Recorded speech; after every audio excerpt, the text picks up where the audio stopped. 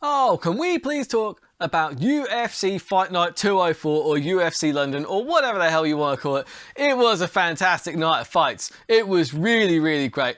Hell of a lot better than Ankalaev versus Thiago Santos. I'll tell you that for nothing. Oh, yeah, just remember that. A few people have gotten a little bit upset with it. Either way. What I'm going to do is I'm going to take a quick look at what happened at the weekend.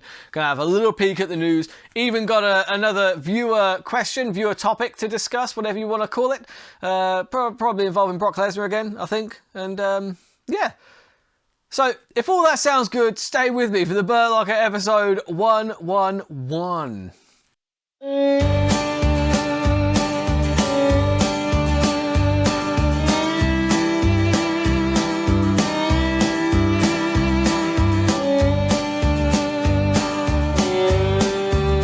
Right, so the UFC 204 recap. This was an excellent event. It really was. Brilliant event. You got Jack Shore versus Timur Valiev. Now, Shore didn't get the finish that I was after. I did bet on the double for the TKO or the submission. But you know what? He looked really good all the same. He fought really hard. He fought a tough guy. Like, that was not an easy fight for Jack Shore. Timur Valiev is very, very highly rated, and he is very, very skilled. One of those Dagestan wrestler guys. That's where he's from, Team Dagestan, right? None of those guys are a picnic. So the fact that Jack Shore was able to continue his winning streak, 16 fights, unbeaten, I believe that is now. That's pretty good. I was telling you beforehand, Jack Shore, he was an underdog going into that. You're not getting that very often. And that was just a testament to how tough Timur Valiev really is. And it was a really good technical fight that went, back and forth, but Jack Shore, for me, was the clear winner. And he did a great job. Nikita Krylov versus Paul Craig.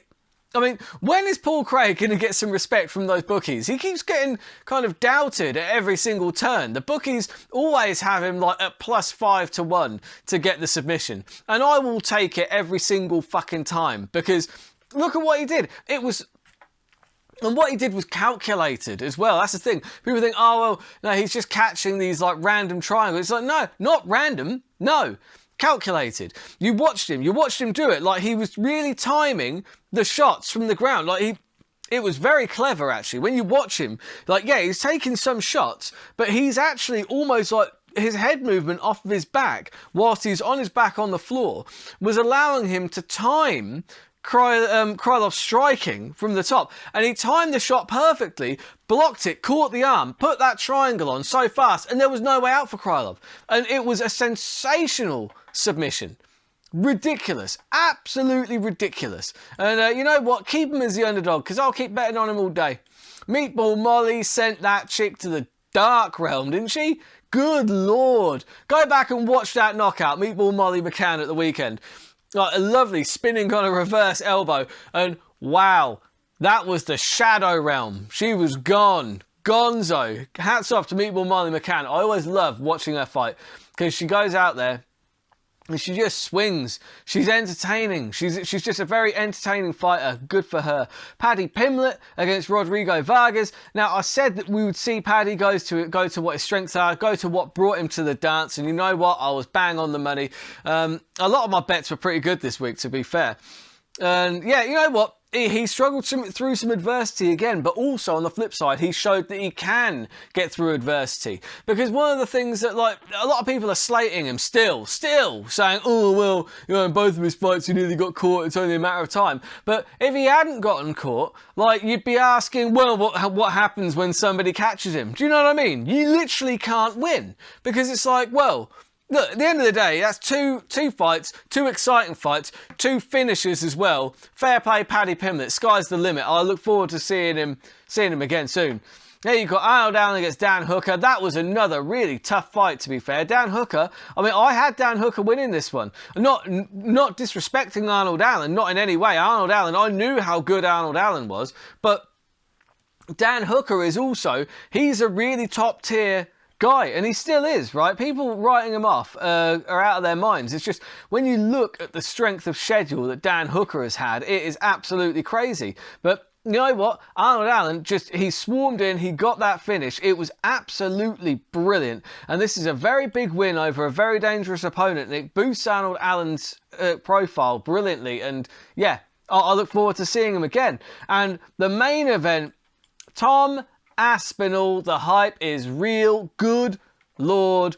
And I was saying beforehand, like a lot of people were saying, this was a huge step up in competition for Tom Aspinall. Like, Alexander Volkov is no joke. He is so dangerous. You saw what he did to Alistair Overeem, shows how dangerous he is. But the speed of Tom Aspinall was just so impressive. Just absolutely, his speed on the feet, the speed of his takedowns was just ridiculous. He just looked like he was always in control. When he got to the ground, he made it look easy. He was so calm. He was so collective. And, you know, he was even just like looking up, listening to his corners, like, yep, okay, bash, bash, bash. And got him with that straight arm lock. And I had the submission. 10-1 you had on that submission. You're not getting that going forward. I'll tell you that for nothing. But I knew this could be a really good coming out party for Tom Aspinall. And boy, was it. I mean, people are saying, yeah, but put him against like Gunn or Ngannou or Tuivasa, and yeah, he's going to get back. It's like, look, at the end of the day, Volkov is that guy. You've got to understand that. Volkov is an extremely high level, high ranked UFC heavyweight fighter. That, like, Tom Aspinall, looking at the way that he's been going, there's no reason he can't beat any of those guys. Look at how fast that dude is. He's so fast, it's ridiculous. And that kind of speed, that's what's putting a real scare into people in the heavyweight division, because a lot of the time they're like, I can't really cope with this level of speed. But yeah, absolutely terrific stuff. I have to say, my bets, like, I need to address this, right? My bets on the UFC 204, that they were not terrible. UFC Fight Night 204. Sorry, my bets on UFC Fight Night 204 were not terrible at all. And I can only humbly apologise for that. I know that my USP is that my bets are truly terrible, and you know what? Look, I can only apologise. Sometimes you win a few, and yeah, I apologise about that. My bets this week will hopefully be back to their terrible form when I do something stupid like bet on Curtis Blades by TKO or something like that. I don't know, but either way, my apologies. I will try to be better going forward, and I will try to make my bets just even more terrible. So yeah, that was UFC Fight Night 204. That was really, really fantastic. And also one thing I would like to just address just before I move on from UFC Fight Night 204. I've seen a lot of people commenting on, like, it basically, a lot of Americans, a lot of you guys, a lot of you Yanks have been calling Dana White, saying, well, not calling Dana White, but just commenting saying, well, you know, every Brit on that card just got an easy opponent. It's like, excuse me? Easy opponents? Did you not see who Jack Shaw was fighting? Team Dagestan, all-pro wrestler. Do you know what I mean? Like, a really tough fighter. And actually, Jack Shaw was an underdog in that one. Do you know what I mean? Like, nobody really had an easy... I mean, Paddy Pimblett was fighting somebody who was equivalent level, because Paddy Pimblett's only in his second fight in the UFC. So what's the point in giving him, like, the absolute best in the division? That would be absolute bullshit. Like, Arnold Allen fighting Dan Hooker. Dan Hooker is awesome. And Volkov was a huge step up in competition for Tom Aspinall. So anybody saying that the Brits all got given favourable matchups, I'm sorry, but you're out of your mind. You're out of your damn mind. You really are. Enough said about that, right? So, let's move on.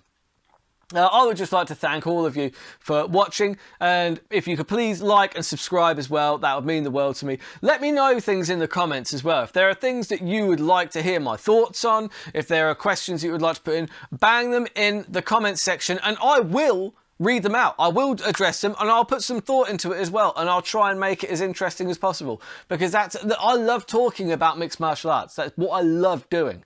I love making jokes, and I love talking about mixed martial arts. That's basically like all I do in my spare time. So yeah, like I said, like, subscribe, share, and if you did want to go over and support me on the Patreon, I have a Patreon, the Burt Locker on Patreon. You get early access to the picks, and you get exclusive content on there as well. So yeah, just thank you, and also I look forward to your continued support. Thank you. Right, so in the news, biggest thing in the news, got Colby Covington versus Jorge Masvidal 2, apparently took place in Miami. Now, apparently what happened was, from reports, is that Masvidal basically ran up to Colby in a mask and blindsided him and just punched him a few times. He's now facing felony charges. He has been charged, right? And people are kind of saying, oh, you know, Colby's an absolute, like, pussy or whatever for, like, pressing charges. It's like, no, not really, because look, the pussy move here is having a 25-minute fight with somebody, getting bested by them, like in every facet of that fight, right? Jorge had 25 minutes to plant one on Colby Covington. He nearly did, but he didn't get it done. And the time to do it was in the octagon. I know that he's the BMF and whatever, but I don't think that putting a mask on and then running up while someone's not looking just to sock him in the face a few times, I don't know if that's the badass, bad motherfucker move that everyone seems to think it is. For me, that sounds like a pretty fucking cheap shot, honestly. And it's like, and he keeps on talking about how, like, oh, it's because, you know, Colby disrespected my wife and my kids. It's like, Jorge, go back and listen to what you were saying again about Ben Askren. Talking about his wife and kid. Constantly. So it's kind of like, isn't this the pot calling the kettle black? Just a smidge. Just a little bit. Those are my thoughts. So, look, at the end of the day, it's all entertaining stuff. I'd watch that fight again if I thought for a second there'd be a different result. But meh. Anyway, so then we've got the Jake Paul tweet. And look, he's addressed two things on his tweet here.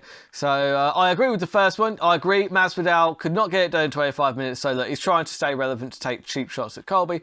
And two, again, he's putting out all this percentage crap about the UFC, like fighter pay and that. Now, I just want to say, look, I get what he's doing, and people that think he doesn't really care about fighter pay. If he really cared about fighter pay, he would literally, like, and he cares about boxing, right? Those are two things that he supposedly cares about. So why is he not fixing the pay in boxing? If you've seen the pay in boxing, for the most part, it is fucking atrocious. Most boxers leave their careers fucking with an empty wallet and an even emptier head, and that is a sad reality. And I'm telling you, the UFC pay, by comparison, is fucking ridiculously good. Like, there are a handful of boxers that get paid actual good money. You're taking a lot of risks. There have been way more deaths in boxing. The risks are actually probably an awful lot higher in boxing.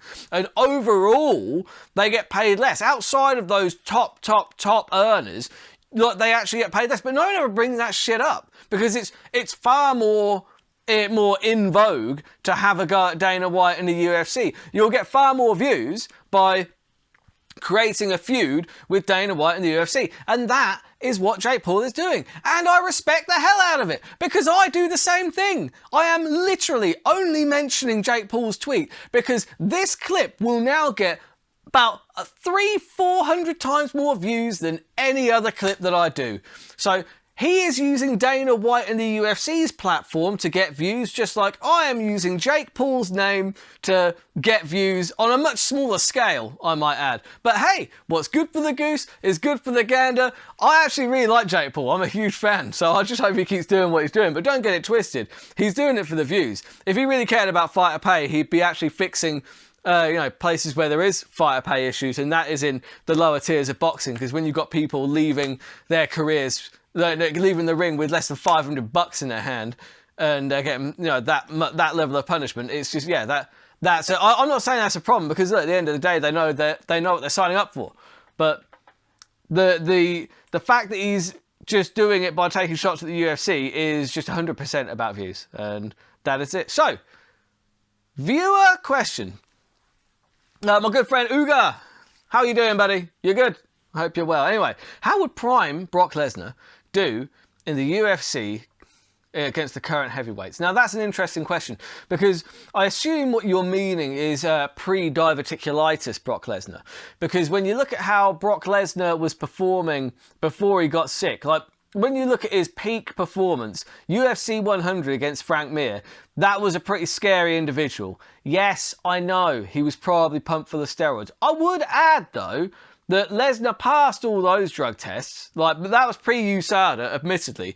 But a lot of people kind of go like, so let's take it with as it is. Like Lesnar, he failed like a drug test after fighting Mark Hunt, but he didn't fail any before that point. So why is everyone and people always just point at Brock Lesnar and say, yeah, but he used steroids the whole time. It's like, yeah, him and everybody fucking else. Like back around that time in UFC U100 sort of times, that was the Wild West.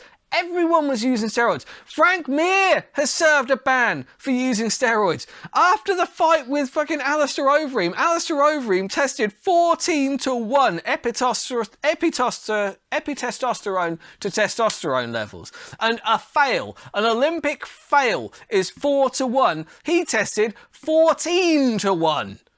That is not all horse meat, Alistair. Joey, when you look at what Alistair looked like in that Brock Lesnar fight, you are not telling me that dude was not juiced to the gills as well, if not more than Brock Lesnar. Also, Brock got tested before that fight, passed it, and then a few weeks later, I think Overeem failed that test. I don't really understand how that fight wasn't overturned as a no contest. It was because one failed a test, and it wasn't Brock Lesnar. So anyway, going back to the original point. Sorry, I got off topic. How would Brock do full-on UFC 100 Brock against current UFC heavyweights? Well, the thing is, a lot of people will just jump straight on and say, no, he'd get creamed. He'd get creamed because he was shit. He's a fake-ass wrestler and all that. Those guys are idiots, right? I'm not even addressing those guys because because they don't even know what they're saying, right? Bottom line is, yes, he was in the WWE, but you know, if he'd have come straight from the NCAA, like where he was a two-time Division I All-American, do you know what I mean? There would have been so much hype behind him still, and he would have come in a lot younger. But let's just stick with UFC 100 Prime Brock Lesnar. How does he match up against current UFC heavyweights? Well, the thing is like people would say, oh, well, you know, Brock doesn't, he hasn't got a chin. That's not strictly true, actually. He doesn't like getting hit, I'll give you that, but there's a lot of people that don't really like getting hit. They're not necessarily fighters, but it's not that he's got a bad chin, because he wore those shots against Shane Carwin. People will, again, they always go, oh, that fight should have been stopped. It's like, not really, because he was actually intelligently defending himself the entire time. He was never out, and every time the referee asked him to improve his position, he did so. And then Carwin had nothing left in the second round, and Lesnar won that fight. So credit to Lesnar for that one. And that was actually not prime Lesnar. That was not UFC 100 Brock. Joanne, that was not pre-diverticulitis Brock. Pre-diverticulitis Brock was a real scary human being. You watch those shots, he's landing on Frank Mir, UFC 100, right? Because he gets him on all fours against the cage and he punches him like under his armpit, and you see Frank's head just snapping upwards, and it's frightening. And then he gets up and he's snarling and drooling through the cage. He's shoving Frank Mir still. You know, it was a brilliant spectacle. It really was. But that Brock Lesnar was a scary human being. And when you look at what Stipe was able to do to Ngannou, there is an argument maybe that Brock, someone the size and strength of Brock and with the wrestling acumen, would have possibly exposed that wrestling defensive hole for Ngannou. But the problem with that is, I still maintain that in this Stipe Miocic Ngannou 1 fight, the reason that Stipe was able to use the wrestling was because he tired Ngannou out by making him miss first. Now, would Lesnar be able to make Ngannou miss like that? I don't actually think that he had the head movement or the kickboxing to be able to do that. So that could have really, that could have been a problem, because you take a shot off of Ngannou and it's probably the only one you're going to take. So, but I wouldn't necessarily write Lesnar off in that fight, because again, you know, Stipe, he's a very good wrestler, but he hasn't got the size and the freak athleticism that Brock Lesnar's got. You watch those shots, the way that Lesnar shot him for a takedown, UFC 100 Lesnar shooting him for a takedown was fucking frightening. Joan, you watch what he did to Heath Herring. He was just literally, the way he moved on the ground was actually really impressive. He was so quick. Joan, you've got like a 300-pound guy who moves like a cat. Not dissimilar to Tom Aspinall, actually. That was the most impressive thing for me, is just the speed of that kid. Anyway, back on topic. Sorry. Back on topic. So I think, yeah, okay, look, if Ngannou lands one on Lesnar, I think then, yeah, obviously that's going to be a problem. But it's a problem for anyone, not just for Lesnar. But if Lesnar was to just go in and just be so fast, grab that double leg and put Francis on his back, I don't know what Francis does there. I don't think he has a good time. Because UFC 100 Brock on top of you, landing those big fucking lunchbox fists, and just the way he delivered ground and pound was really impressive. Go back and watch that. It was just horrible. Like, he's holding Frank Mir's head above his own head with one arm, and he's holding his one arm with his armpit, and he's grabbing the other wrist with one arm, leaving that hand free. And they're not like fight-ending punches, but they're horrible. You can see him literally changing the shape of Mir's face as he's just digging these punches in, but he's holding both of Frank's hands with one arm. Do you know what I mean? It was like a schoolyard bully type thing. But yeah, so that would be... And again, Cyril Gane, like, he got taken down at will by Francis Ngannou. I would say that actually Lesnar is probably a better wrestler than Francis Ngannou. I don't think I'm out of my mind in saying that, especially UFC 100 Lesnar.